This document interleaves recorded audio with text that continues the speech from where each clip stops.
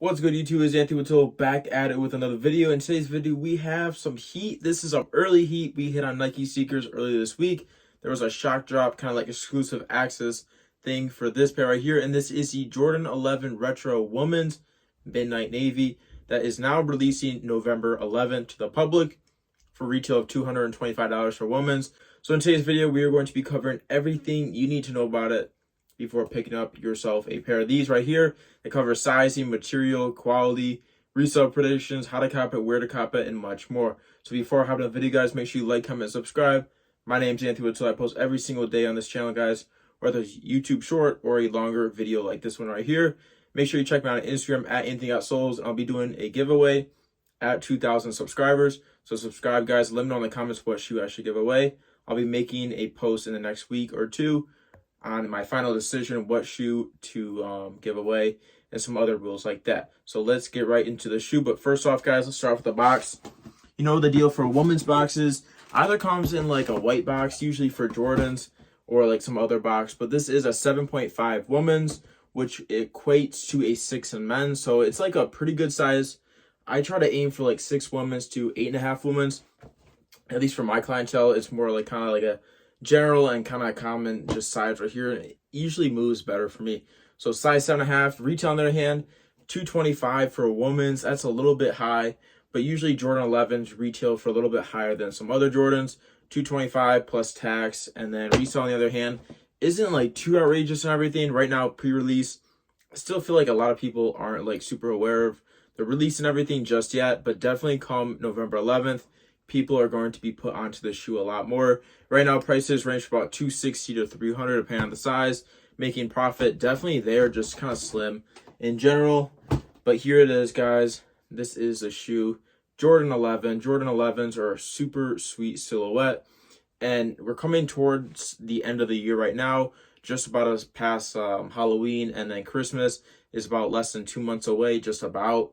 We're going to have a crazy Jordan 11. I'm not too sure this year. I think it's the Cherry 11s in the men's. Super pumped about that release. Last year we had the Cool Grays, and I remember the Jubilees before.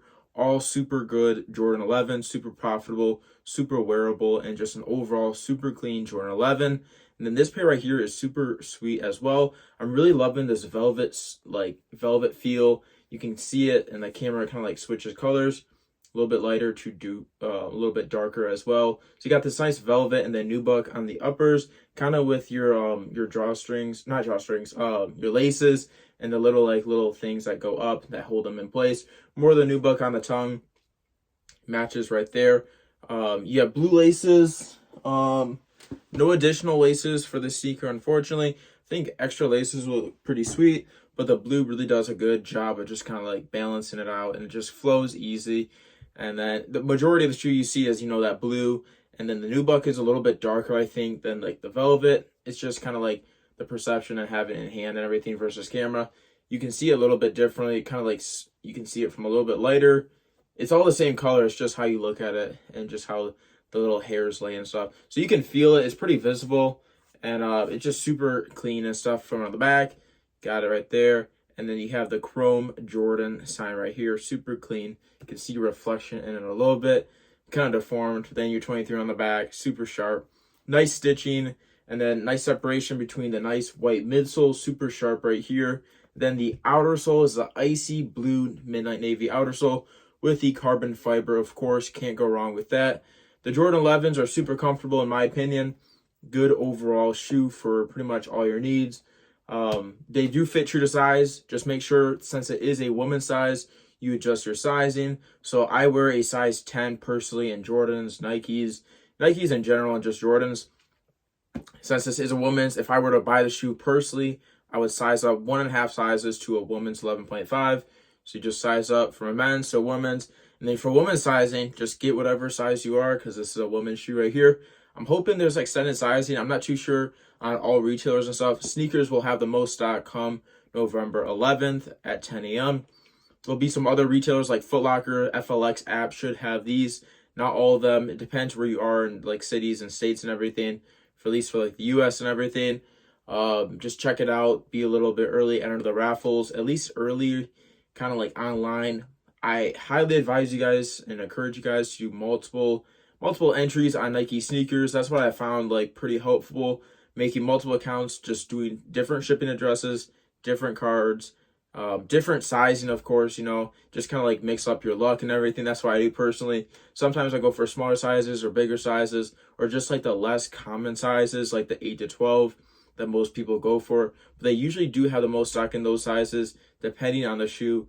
But usually I like to stick to like size 13s, 14s, and then like 7 to 9, because most people go for like that common 10 to 12, which is a lot more competitive when you're trying to get on sneakers and everything.